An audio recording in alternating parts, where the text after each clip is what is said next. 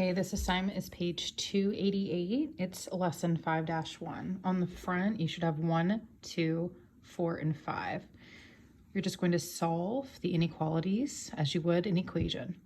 Here, x is greater than 10. That means it can't be 10, so we have an open circle, and it's anything greater than 10, hence the shading to the right. It asked to solve each inequality and then graph the solution set on a number line, which is what we were doing. We subtract 7 from both sides to get y alone. -2 is greater than y, therefore y is less than -2. We always want to have the variable on the left so it's easy to read and it's easy to graph. So y is less than -2. There's many answers. You could be -3, -200, so on and so forth. The beauty of math is you can check your work, check one of the answers, plug it back in, see if it works. If I subtract 4, I get 7. 7 is less than p, therefore p is greater than 7. Or equal to it, that's why it's filled in circle. And then you shade to the right. And then here, you add 1 to both sides to get 11. N is actually less than 11. So yes, any number less than 11 will work. On the back, we're gonna do together. It's gonna be 32, 33,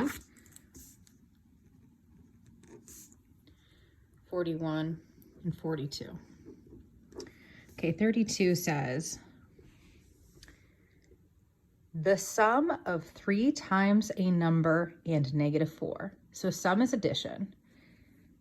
3 times a number is like 3x and -4. So we're adding 3 times a number and -4. It says is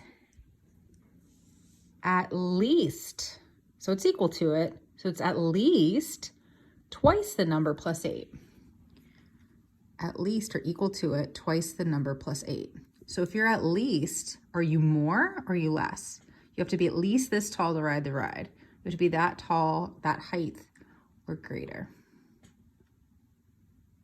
Okay, so you're at least this or greater. When we solve like normal, you're gonna get x plus a -4, the 8, then you're gonna add 4 to both sides.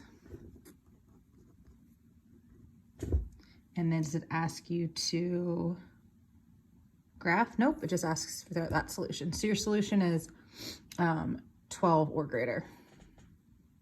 Okay, you can leave it like this. In college, a lot of your math books say you're 12 and you can go all the way up to infinity. You're greater than 12. Your parentheses here because you can't actually touch infinity and you're equal to 12, so that's why your bracket. If you're like, what are you talking about? Don't worry about it, but you will see that in college. 33, it's going to be the same thing. It says 6 times a number decreased by 8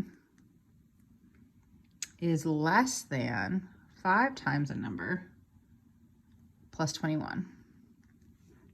This one's a little bit easier. So it's going to be 1x minus 8 is less than 21. You're going to add 8 to both sides. 1x is less than 29, or you can just put x is less than 29. It doesn't ask you to graph. It's like check your solution, meaning, okay, pick a number less than 29. We'll say 0. If I put 0 in here, I get -8. If I put 0 in here, 0 times 5 is 0 plus 21. Yeah, this is true. It's true, therefore my answer is correct. 41 and 42. 41 and 42 are just like the front.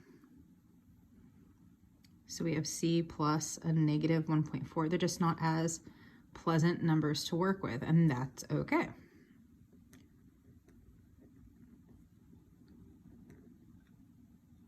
Okay, so here, I'm gonna rewrite this so it's more pleasing to the eye. We're adding a negative, or it's really subtraction. I'm gonna add 1.4 to both sides.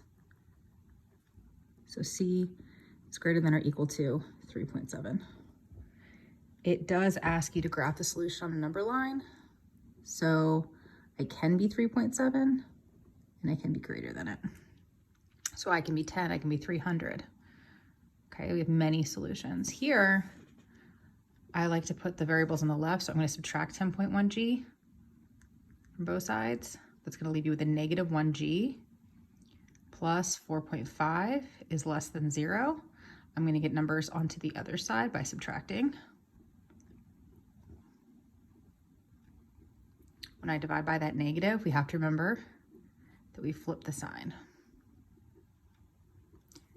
Okay, so it says graph on our number line, 4.5. I can't be it, but I can be greater than it. Okay, so make sure that you put your name on it, your full name, and you put the assignment. Like I said, I'm not accepting assignments anymore. I'll get a piece of paper that just has like 1, 2, 4, 5, and then I have to figure out which assignment it is. I'm not doing that anymore. So make sure you please put your assignment name and your full name on the paper, or I'll just return it and say redo.